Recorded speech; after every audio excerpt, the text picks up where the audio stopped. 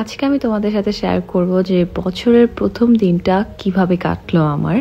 খুবই সিম্পল ওয়েতে কেটেছে। বাসায় ছিলাম, ফ্যামিলির সাথে ছিলাম, আর একটু সাজুগুজু করেছি। সো চলো দেখাই তোমাদেরকে।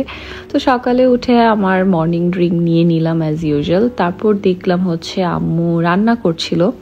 আমি লেট করে উঠেছিলাম, প্রায় 1টা বেজে গিয়েছিল তখন। তো আম্মু সাদা পোলাও বসিয়ে দিয়েছে, তারপর রোস্ট গরম করে নিয়েছে, তারপর ইলিশ মাছ ভেজে নিয়েছে। আমাদের বাসায় যখন সাদা পোলাও হয় তখন ইলিশ মাছ ভাজা মাস্ট থাকতেই হবে। অনেকজন টিকিয়াটা পছন্দ করে, বাট আমাদের বাসায় টিকিয়ার থেকে মাছ ভাজাটা বেশি পছন্দ করে। সো মাছ ভাজা ছিল, তারপর হচ্ছে খাসির মাংস ছিল, তারপর সব কিছু সার্ভ করে নিচ্ছিলাম। এত ঠান্ডা পড়েছে। সো কিচেনে যখন রান্না করতে হয় তখন একটু জানালাটা খুলতে হয়, না হলে একদম ধোয়াতে শেষ হয়ে যায় আর একদম পুরা কিচেনটা গন্ধ হয়ে যায়। ঠান্ডা যে পড়েছে, একটু থাকাও যায় না কিচেনে। রান্না করতে মনে হয় কি অনেক কষ্ট হয়। আমি তো লিটারে থাকতেই পারি না। তারপরও কোনো রকম করে সার্ভ করা হয়েছে, তারপর সাথে সাথে আবার ঠান্ডা হয়ে গিয়েছে, তারপর আবার গরম করে খাওয়া হয়েছে। তো যাই হোক, আমি আমার ভিডিওসের জন্য টেবিলটা গুছিয়ে নিয়েছি। তারপর হচ্ছে আম্মু গুড়ের পায়েসও রান্না করেছিল, এত ইয়ামি হয়েছিল, এটা খেয়েছি। তারপর হচ্ছে চলে আসছি। আমি চিন্তা করলাম আজকে একটু রেডি হই, না হলে বাসায় বসে কি করব। বাহিরের সব অফ, আর পাপা চলে গিয়েছিল রেস্টুরেন্টে। সব কিছু মিলিয়ে বাসায় থাকা হয়েছে। আম্মু বাহিরে গিয়েছিল, আমাকে বলেছিল, বাট আমি যাইনি। তো চিন্তা করেছি যে অনেকটা টাইম তোমাদের সাথে স্পেন্ড করি, এর জন্য আমি রেডি হয়েছি। শুধু মেকআপ টিউটোরিয়াল করেছি, তোমাদের সাথে শেয়ার করব। তোমরা যদি চাও, তোমরা যদি বলো। তো আমি চিন্তা করছিলাম যে কি পরবো। ওয়েস্টার্ন তো পরেছিলাম, বডিকন সেদিন পরেছিলাম। তো চিন্তা করলাম কামিজ পরি।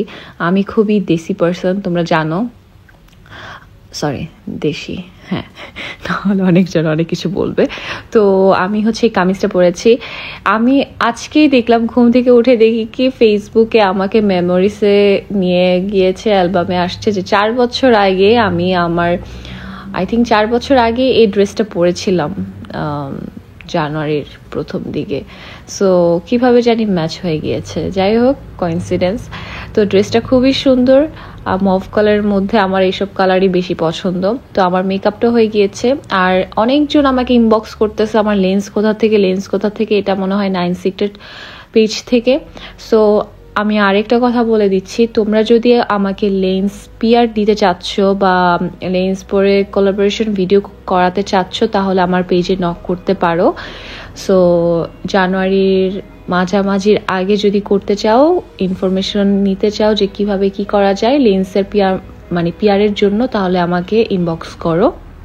কারণ অনেকজনই আমাকে ইনবক্স করেছে যে আপু, তোমাকে আমি পিআর পাঠাতে চাই লেন্সের জন্য বা প্রমোশনাল ভিডিও করার জন্য, তুমি কি এখন করবা কিনা। সো এখন একটা সুযোগ আছে, তোমরা যদি চাও সেটা করতে পারো। তো ইনবক্স করতে ভুলো না যদি চাও। তো যাই হোক, আমি রেডি হয়ে নিয়েছি। আমি হচ্ছে আমার এই নেকপিসটা পরে নিয়েছি স্বারোস্কির থেকে। আর অনেকজন বলবা কোথা থেকে নিয়েছি, এটা আমি স্বারোস্কির শোরুম থেকেই নিয়েছি। তো এটার সাথে ম্যাচ করে আমি একটা নোজ পিন পরেছি স্টোনের, আর হচ্ছে ইয়াররিংস পরেছি স্টোনের। ড্রেসের সাথে মিলতে হবে সব কিছু, রাইট। তারপর চুলটাকে আমি ঠিক করে নিয়েছি। তো এই তো আমার ফাইনাল লুক।